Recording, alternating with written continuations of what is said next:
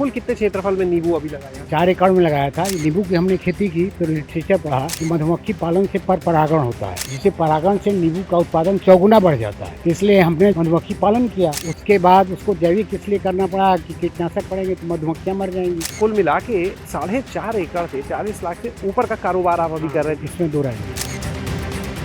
उपहार में मिले नींबू के एक पौधे ने 70 साल के शख्स को बागवान बना दिया। कहानी सिर्फ यहीं पर खत्म नहीं होती है। नींबू की बागवानी की वजह से उस शख्स को पहले मधुमक्खी पालन, फिर जैविक खेती और फिर गोपालन में भी आना पड़ा। लेकिन आज उनका ये मॉडल सालाना लगभग 40 से 45 लाख रुपए देने लगा है। तो आखिर ये कैसे हुआ, उसी शख्स से जानते हैं, जिनका नाम है जयप्रकाश पांडे। हम पहुंचे हैं बलिया जिले के मिरीगिरी गांव में। और वैसे बता दें, जयप्रकाश जी को लोग नींबू बाबा के नाम से भी जानते हैं। सर, कैसे एक पौधा उपहार का और इतना बड़ा मॉडल? असल में हम इलाहाबाद में थे तो एक पौधा हमको गिफ्ट में मिला, वो ले आकर के हम यहाँ लगाए। उसका उत्पादन अच्छा होने लगा, लोगों ने मांग की तो उससे हम ग्राफ्टिंग करके 51 पौधे तैयार किए। उसमें हमने 31 पौधे लोगों को बांट दिया। 20 पौधे जो बच गए उसको साल भर तक वैसे नाली किनारे लगा दिए कि वो जिंदा रहे। अगले साल भी कोई नहीं लिया तो उसके बाद हमने उसको एक बिस्वे जमीन में अरेंज कर दिया। उसको हमने बिक्री शुरू की। तो पहले 500 में बेचा, फिर दूसरे साल 1200 में, फिर तीसरे साल 3000 में। तो अगले साल हमने 18,500 का नींबू बेचा। 1 क्विंटल करीब अचार डाल दिया और 5000 नींबू जो बांटता था वो बांटा। तो हमारे लड़के को पता चला तो उसने जोड़ा कि 3,70,000 एक बीघे में नींबू का उत्पादन हो रहा है। तो उसने तुरंत निर्णय लिया और 1 एकड़ जमीन पर जो घर के बगल में ही है वहाँ 1 एकड़ में लगवाया। फिर वहाँ जहाँ उत्पादन 70 से 80 नींबू पहले साल मिला तो फिर वहाँ के बाद जहाँ इस समय हम लोग खड़े हैं यहाँ आकर लगाए। कुल कितने क्षेत्रफल में नींबू अभी लगाया? 4 एकड़ में लगाया था। इस समय प्रेजेंट 3 एकड़ में उत्पादन दे रहा है। नींबू की वजह से मधुमक्खी पालन कर लिया, जैविक खेती कर ली हाँ। और गौशाला भी। ऐसा कैसे एक फसल ने इतना कैसे करा ऐसा दिया? हुआ ना कि नींबू की हमने खेती की तो लिटरेचर पढ़ा कि मधुमक्खी पालन से पर परागण होता है, जिससे परागण से नींबू का उत्पादन 4 गुना बढ़ जाता है। इसलिए हमने मधुमक्खी पालन किया। नींबू में जो है रोग लगते हैं, उसके बाद उसको जैविक इसलिए करना पड़ा कि कीटनाशक पड़ेंगे तो मधुमक्खियां मर जाएंगी। तो उसके लिए जो है गाय पालना पड़ा, उसके गोमूत्र और गोबर से बाकी चीजें करनी पड़ेगी। लगभग अगर बात करें तो इतना बड़ा बाग नींबू का कितना उत्पादन देता है, क्या आमदनी? इस समय करीब 20 से 24 लाख रुपए पर एनम उत्पादन मिल जाता है। तो नींबू का हम देख रहे हैं साइज भी बड़ा अच्छा आ रहा है। तो तो कितना वजन का निकल आता है एक पेड़ से करीब 1.5 से 2 क्विंटल करीब निकलता है। और हमारे यहाँ काउंटिंग से बिकता है, हमारे यहाँ वजन से नहीं बिकता। कहाँ बेचते हैं सारी? यहीं पर नर्सरी पर ही बिक जाता है। कहीं अपना ये नींबू की फसल बेचने कहीं नहीं जाते? नहीं, कहीं नहीं जाते, यहीं बिक जाते। अच्छा, नींबू की बागवानी के बारे में भी बता दिए, जब इतनी अच्छे से आप कर रहे हैं, कि कैसे शुरुआत कोई करना चाहे जो आपको सुन रहा है तो करे। जिसके पास ज्यादा समय न हो, कुछ भी न करने का है, वो नींबू की खेती करे तो आसानी से आमदनी कर सकता है। केवल लगाने में खर्च है, 2x2 का गड्ढा खोदना पड़ेगा, उसमें गोबर की खाद और खादें डालनी पड़ेगी जो जैविक हम डालते हैं।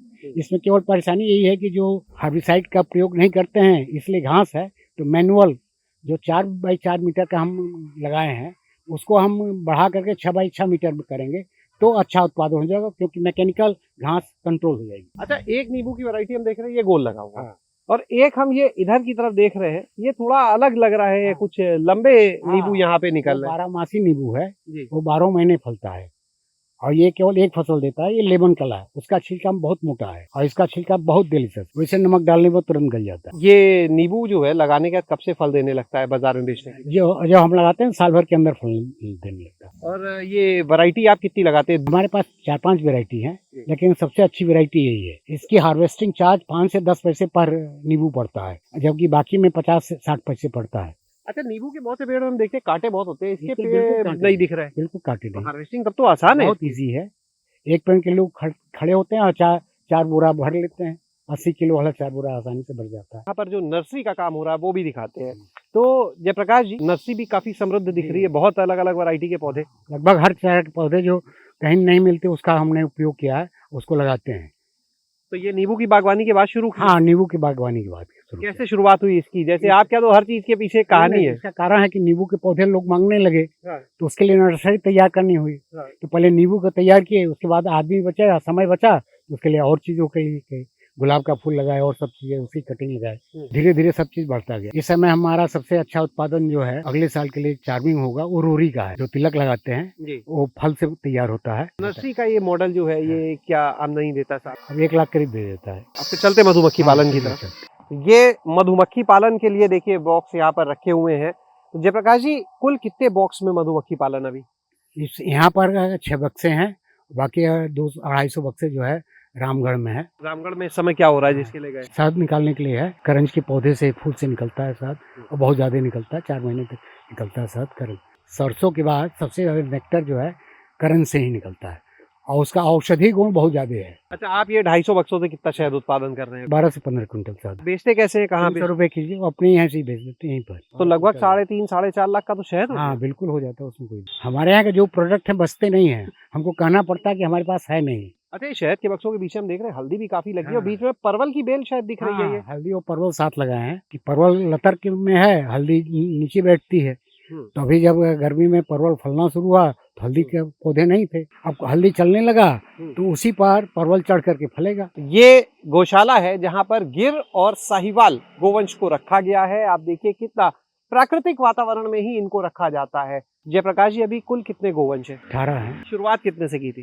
1 से बढ़ते बढ़ते 18 हाँ। कैसे? कुछ बच्चे हुए और 2-3 जो है, 2 गायें जो है महामहिम की तरफ से हमको मिली, राज्यपाल जी की तरफ से भी मिली? हाँ 2 गायें मिली गिर नस्ल की, जो गुजरात से आई। उसके बाद ये परिवार बढ़ता चला गया। धीरे बढ़ता गया। अब तो दूध अच्छा खासा हाँ, यहाँ होता दूध होगा, तो वो भी एक आमदनी का जरिया। हाँ, दूध होता है तो उसको हम दही जमा देते हैं और उसका मक्खन निकाल करके घी बनाते हैं बिनौला विधि से। क्या रेट निकलता है? 3000 रुपए किलो। कहाँ बिकता है 3000 रुपए किलो? यहाँ से बिक जाता है, कहीं मार्केटिंग नहीं करनी पड़ती। महीने में कितना घी हो जाता है? 30 किलो करीब हो जाता है रोज 1 किलो घी? लगभग 1 किलो। 30 किलो अगर हो गया और 3000 का रेट, तो 90,000 का तो घी हो गया महीने हो में। ही गया। यानी साल में 11 लाख रुपए घी से। हाँ, खर्च भी है ना जी। हमारे यहाँ 4 आदमी रेगुलर काम करते हैं।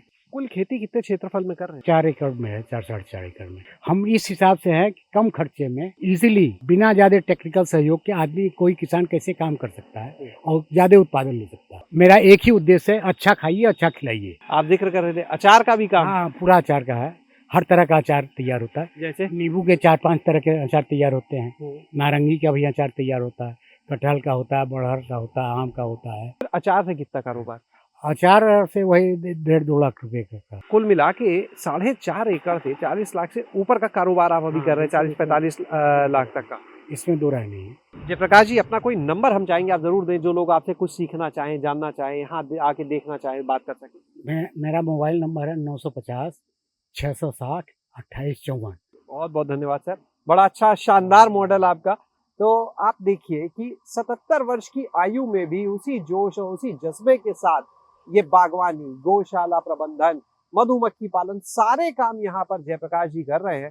और सिर्फ कर नहीं रहे हैं, बल्कि उससे एक अच्छी आमदनी खुद भी ले रहे हैं और कई लोगों को रोजगार भी दे रहे हैं। शैलेश अरोरा, गांव जंक्शन। गांव जंक्शन को सभी सोशल मीडिया प्लेटफॉर्म्स पर फॉलो करें। व्हाट्सएप चैनल और जीमेल आईडी पर भी संपर्क साध सकते हैं।